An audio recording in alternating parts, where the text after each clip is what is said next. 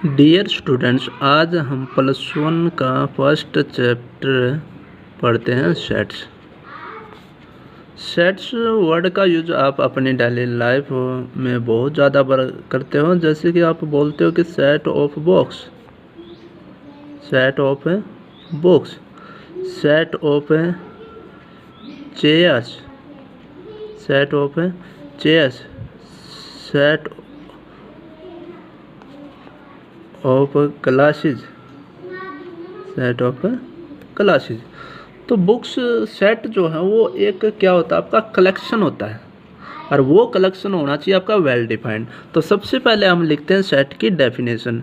तो सेट की डेफिनेशन क्या है कि set is a well defined collection, well defined collection of objects. Objects का वेल डिफाइंड कलेक्शन होना चाहिए। कलेक्शन तो ले लोगे आप, पर वो कलेक्शन कैसा होना चाहिए, वेल डिफाइंड होना चाहिए।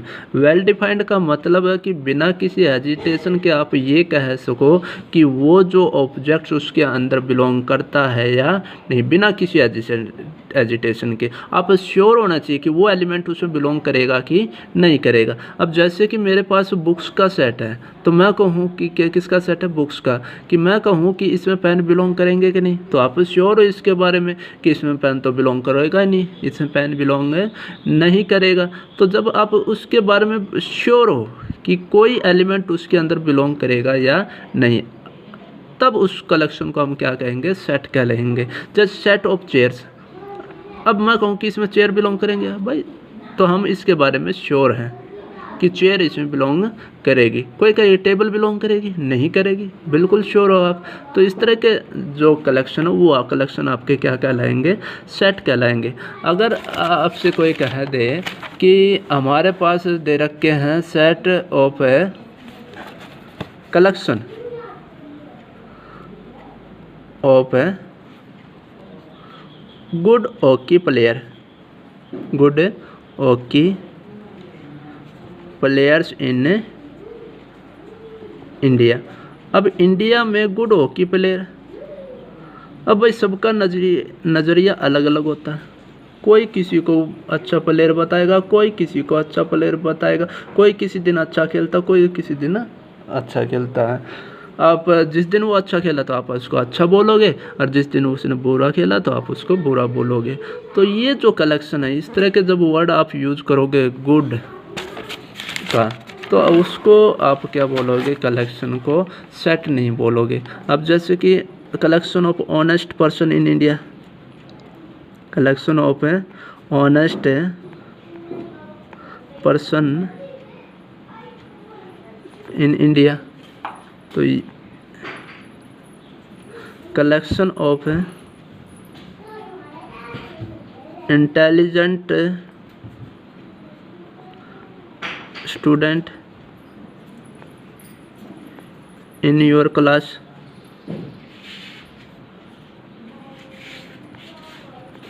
इन योर क्लास। तो ये जो वर्ड है, ये वर्ड आपको जब भी किसी कलेक्शन में सेंटेंस में मिले, तो वो जो कलेक्शन होगा वो कलेक्शन आपका सेट नहीं कहलाएगा।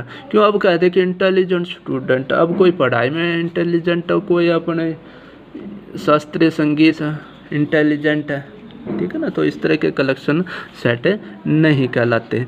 अब बात आती है सेट को रिप्रेजेंटेशन। तो रिप्रेजेंटेशन ऑफ ए सेट है, रिप्रेजेंटेशन ऑफ ए सेट से पहले हम पढ़ेंगे इसकी notation. Notation of a set, कि सेट को हम डिनोट किससे करेंगे। तो सेट इज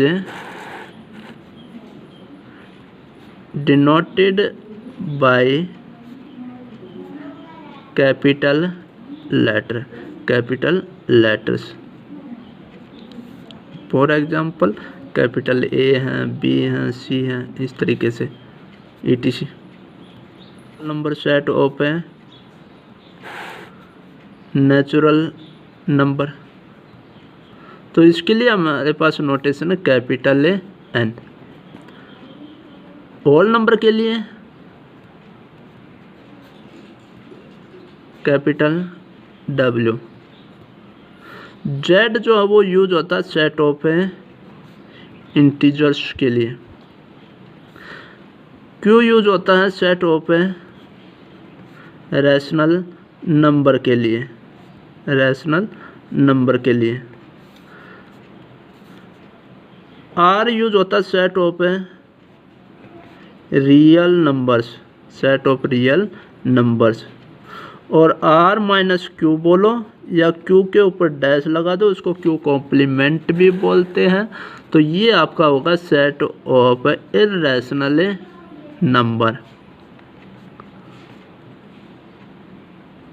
भाई रियल को आपने डिनोट किया कैपिटल आर से, रैशनल को आपने डिनोट किया कैपिटल क्यू से। अब रियल में दो ही तो चीज़ होती है, एक रैशनल और एक इर्रेशनल। आपने क्या किया, रियल में से रैशनल को घटा दिया तो आपके पास क्या बचेगा, सारा का सारा इर्रेशनल नंबर्स बचेगा। उसके बाद आप यूज करते हो, एक आपका नंबर और आएगा, अभी 5th चैप्टर है, तो सेट ऑफ कॉम्प्लेक्स नंबर्स, तो उसको हम डिनोट करेंगे कैपिटल सी से। वो 5th चैप्टर में आप पढ़ोगे उसके बारे में। कुछ नोटेशन और हैं, जेड पॉजिटिव, तो इसको आप बोलोगे set of positive integers. Z negative, तो set of negative integers. Z के ऊपर स्टार लगा देंगे, जेड के नीचे 0 लिख देंगे, या जेड में से क्या कर दो, 0 को माइनस कर दिया, तो ये होगा आपका set of non zero integer, non zero integer. इसी तरीके से हम यूज करेंगे R plus, R minus, R के ऊपर स्टार यूज करो, आर के नीचे 0 और आर में से 0 को माइनस किया। ये यूज होगा set of all positive real number, set of all negative number, set of all non zero real number. Non zero, zero नहीं होना चाहिए, हमने क्या किया, रियल में से 0 को माइनस कर दिया। उसके बाद आता है Q positive, Q minus, Q के ऊपर star, Q not, Q minus 0। ये क्यू पॉजिटिव क्या बताएगा, set of positive rational number, set of negative rational number, set of non zero rational number. Rational number में से 0 को क्या कर दिया, माइनस कर दिया। उसके बाद 2 is an element of set N. ये एक सेंटेंस दीजिए, मैथमेटिकली इसको हम कैसे लिखेंगे, 2 बिलोंग्स टू कैपिटल एन। तो ये सिंबल हम यूज करेंगे और इसको हम बोलेंगे बिलोंग्स टू, बिलोंग्स टू।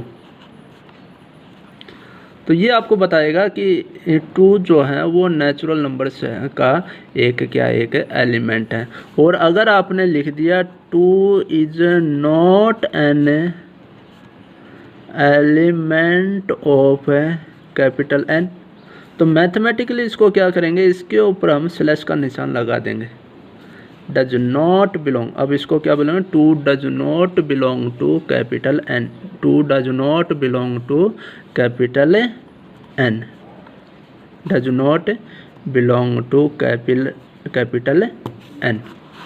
इसके बाद है representation of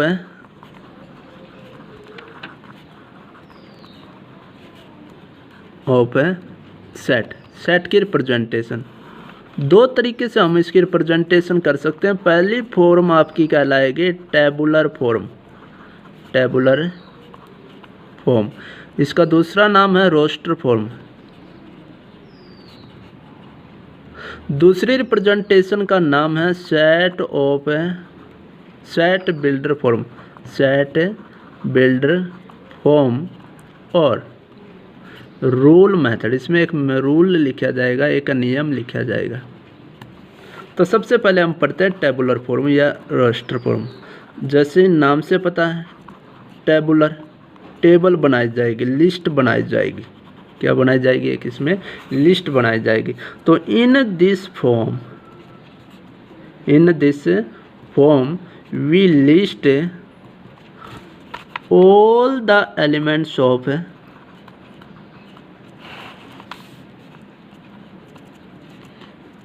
the set, separating them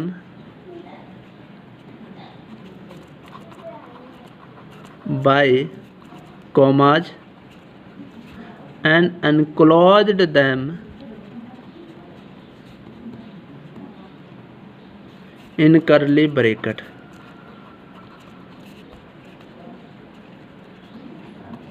जैसे कि मैंने लिख दिया कि set of all prime number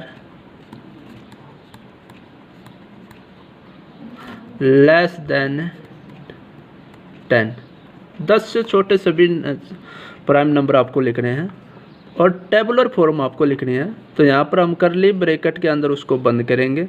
जितने भी एलिमेंट, अब 2 एक प्राइम नंबर है, लेस देन 10 है, 2, 3, 5, 7, ये सारे के सारे क्या हैं?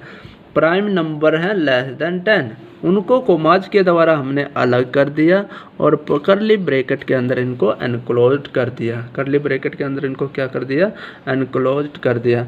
जैसे कि ये कहे कि set of all odd numbers, सभी ओड नंबर का कलेक्शन, टेबुलर फॉर्म आपको लिखनी है। तो इस यहाँ पर हम लिखेंगे 1, 3, 5, 7, 9, 11 अप टू सोन और करली ब्रैकेट के अंदर इनको क्या कर दिया? एनक्लोज्ड कर दिया। इसके बाद दूसरी फॉर्म आपकी आती है सेट बिल्डर फॉर्म और रूल मेथड। इसमें क्या कि एक ऐसी प्रॉपर्टी हम लिखेंगे कि सारे के सारे एलिमेंट्स उस प्रॉपर्टी को सेटिस्फाइड करेंगे। सारे के सारे एलिमेंट्स उस प्रॉपर्टी को क्या करेंगे? सेटिस्फाई करेंगे। तो in this form we right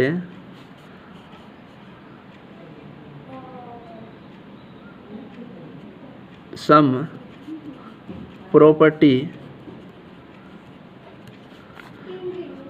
और properties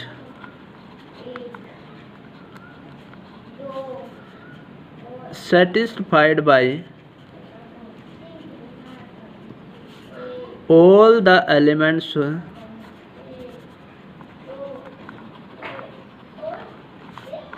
of the given set।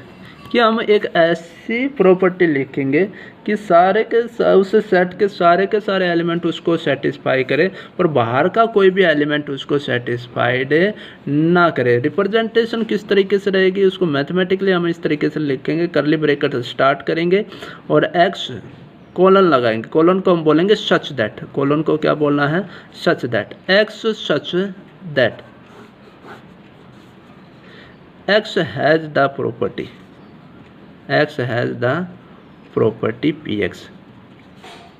वो उस प्रॉपर्टी को रखता है, यानी कि वो उस रूल को सेटिस्फाई करता है, उस प्रॉपर्टी को सेटिस्फाई करता है। जैसे कि मैंने एक सेट टेबुलर फॉर्म में मैं एक सेट लेता हूँ। पिछले इस सवाल में हमने लिया था 2, 3, 5, 7। तो इसको हम लिखेंगे एक्स सच दैट। स्टार्ट ऐसे ही करना है, x such that x is a prime number. ये एक्स कैसा, ये एलिमेंट कैसे है? X is a prime number less than 10, less than 10। कि ये जो एक्स है, यानी कि इसमें जो एलिमेंट है वो कैसे होने चाहिए? वो एक प्राइम नंबर होना चाहिए और लेस देन 10 होना चाहिए। तो सारे के सारे एलिमेंट, ये वाले सारे एलिमेंट इसको सेटिस्फाई कर रहे हैं, बाहर का कोई भी एलिमेंट इसको सेटिस्फाई नहीं करेगा। इस तरह की प्रॉपर्टी आपको लिखनी होती है। जैसे कि एक और हमने ले लिया, हमने लिखा कि B is equal to AEIOU।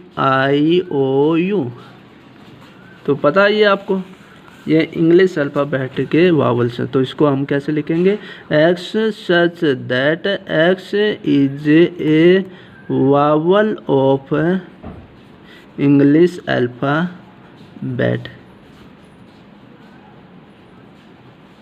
English alphabet.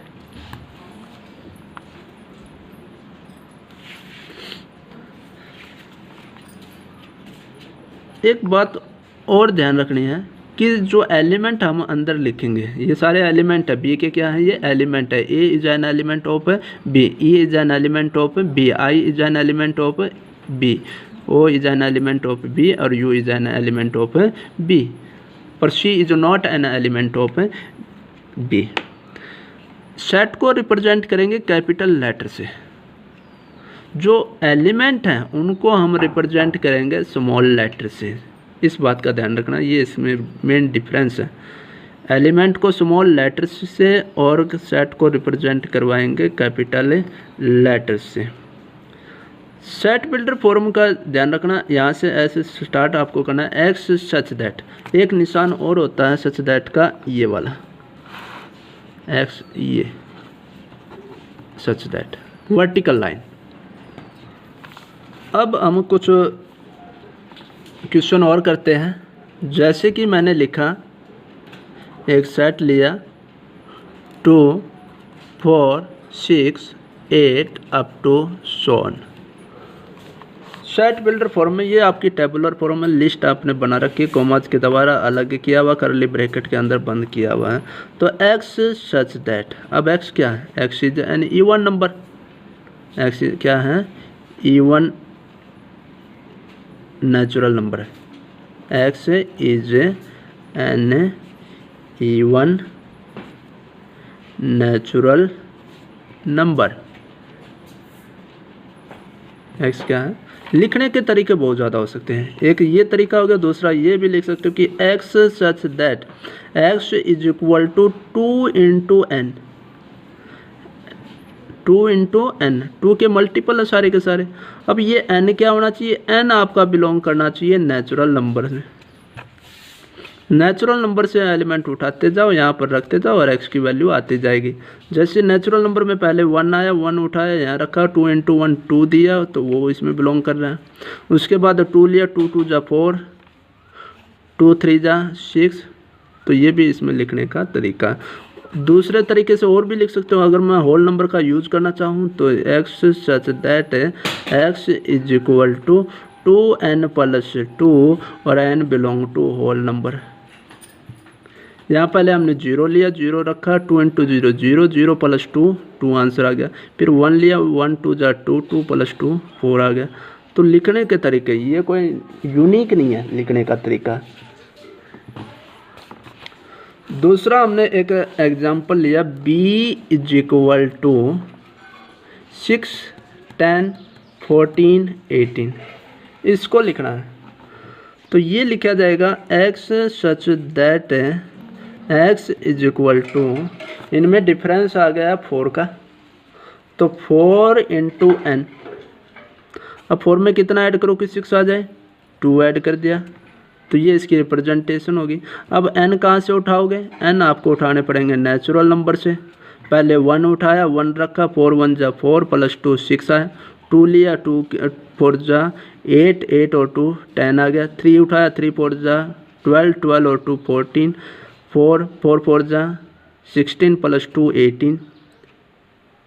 इसका मतलब जो नेचुरल नंबर से आपने एलिमेंट उठाए, वे एलिमेंट भी आपके किसके बीच में होने चाहिए, 1 और 4 के बीच का। 1 से तो बड़े होने चाहिए और 4 से क्या होने चाहिए, छोटे होने चाहिए। अच्छा, इक्वल का मतलब 1 इसमें बिलोंग करता है, और यहाँ से इक्वल का मतलब 4 भी आपको लेना पड़ेगा। और भी तरीका कि x such that x is equal to 4n plus 2, n belong to natural number, n की जो वैल्यू हैं वो 0 से बड़ी होनी चाहिए और 4 से छोटी होनी चाहिए। X such that x is equal to 4n plus 2, n belong to natural number, 0 is less than n less than 5। यहाँ पर अगर आप चेक करोगे कौन से नेचुरल नंबर जो इनके बीच में बिलोंग आता है, इन 0 और 5 के बीच के नेचुरल नंबर 0 से बड़ा और 5 से छोटा। तो 0 से बड़ा नेचुरल नंबर 1 2 3 4, ठीक है, 1 2 3 4। वो जैसे जैसे आप इसमें रखते जाओगे तो ये एलिमेंट हमारे पास आते जाएंगे। That's all.